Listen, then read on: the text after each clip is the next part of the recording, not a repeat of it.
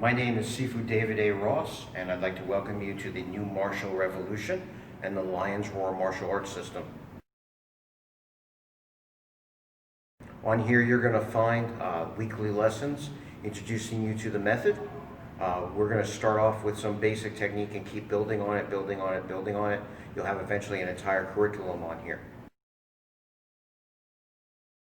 And later on, what we'll do is we'll be offering seminars if you want to train this in person. And at those seminars, there'll also be certifications. So if you want to get certification and a ranking through this.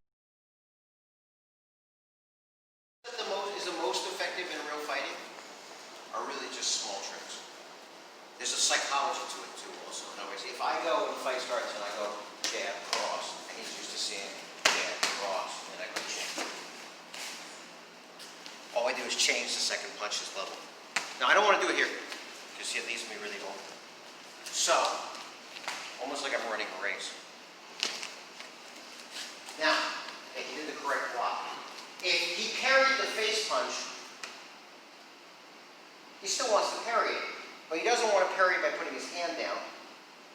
Right? Because you see now, if you can see it, you can hit it.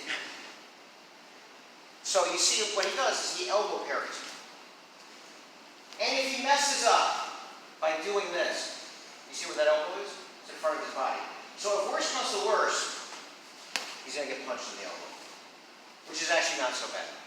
And if I wasn't wearing gloves, not so good, because his elbow is hard.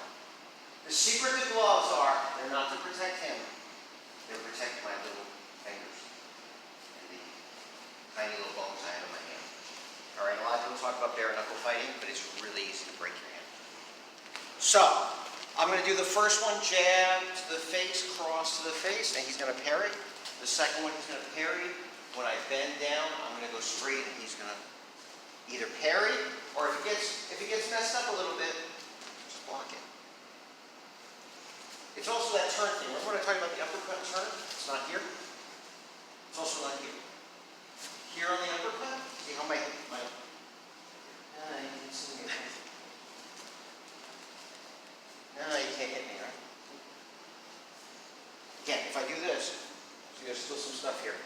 If you can see it, you can hit it. So he goes jab, and if he goes that cross to the body. See? Yeah, now those really aggressive people that keep coming in, I love. Right? You can feel it, right? Yeah. It's one of the things I can do. So don't do that. In other words, I'm not going to go as hard as I can. And you see how I'm off balance? I'm just going to run my race. You see how I'm not off balance? And actually, dum-de-dum-dum. What do we call it when we say our head, our shoulders, and our hips are in one line perpendicular to the floor? Body method. You've heard this once, twice, 10,000 times, right? Yeah, I put my hand on top of the boy's head and make it spin. I never want to do this. Even though I'm lowering my level, my head, my shoulders, and my hips are one line. To the floor. So he goes jab cross, 1, 2, jab, line cross, jab. Yeah, see, and now when he messed up a little bit, and it still wasn't so bad, right? Just hit your elbow. If you want to have power over a small period, a small distance, I'm trying to think how to say this, then you don't want to just go straight. We're going to do what we call Choih, which is like a thrusting punch. And what's going to happen is I'm going to keep punching, but as I do it, I'm going to corkscrew my hand so that my thumb goes down. Exhale as I hit you. So in other words, this, you feel that, right? Yep. Now, which feels worse. I'm not really trying to hit him as hard as I can, but I'm doing it enough. And that's because as I corkscrew, right? If you took a piece of wire and you took a corkscrew, right? And you straighten out the corkscrew, it would be longer than the piece of wire, right? So remember, you gain speed, you gain power, the longer the distance you travel. So in other words, just this is a small distance. But this, it's a little trick.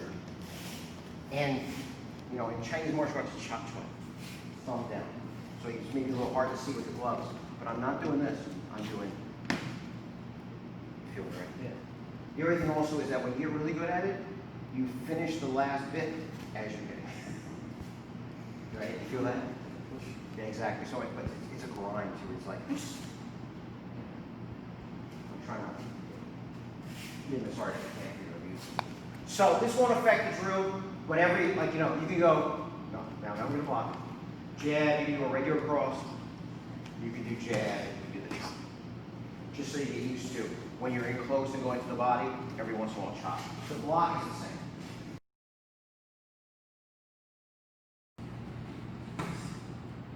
I go jab, he's expecting the right, expect the jab again to the left. He blocked it the correct way, but the first time he didn't. Now, with anything where we do this, like for example, I did the jab and I did just the changing level by itself, sometimes it's good. Sometimes they go on a fake. So in other words, I can do jab, I can fake high, and then go low. With this one, I jab, I can just go in with the second jab, or I can jab and fake. I tend to think the fake makes it more effective. So, again, if he blocks the regular jab with his right hand, he blocks the body jab with his right elbow. So he goes jab, fakes it, body jab. And again, I don't want to do this. So I'm going to sink. And if you have any instructionalist training, it's more sink. Right? It doesn't have to be like, hold on. No, but I want to sink my weight. And I want to keep my head up. So, jab.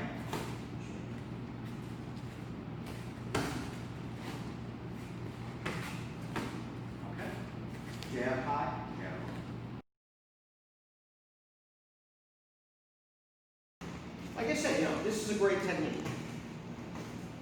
It lands, but sometimes it doesn't land because he knows the defense, just like this one.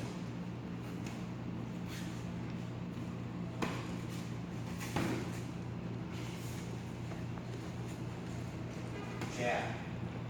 My right steps to the right. It's a lot harder to parry it, right? Because it's not coming here, it's coming. Oh, and if you do that, that's wrong, right? See that? Because what I did was I just pinned his elbow. Can you see this? Remember I said you can see, you can hit it. What? Right? So, you have jab, step with the right, jab the body. Yeah, it's real hard to block out. You have jab, step with the left, right, push the body. So I have to step, so what do You got to kind of turn with me, right? Yeah, exactly.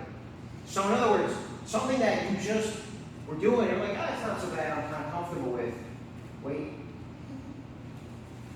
Jab, if I'm doubling with the left, my right is going to step, and then my left goes to the bottom. If I'm going to go with my right, I want to go straight and go this north-south line. I'm going to go out to the angle. Go right bottom. The basic jab, basic drill, which is jab, right step, jab, moving left, jab, left step, cross, which is right. Left, step, left, left, step, right. Okay?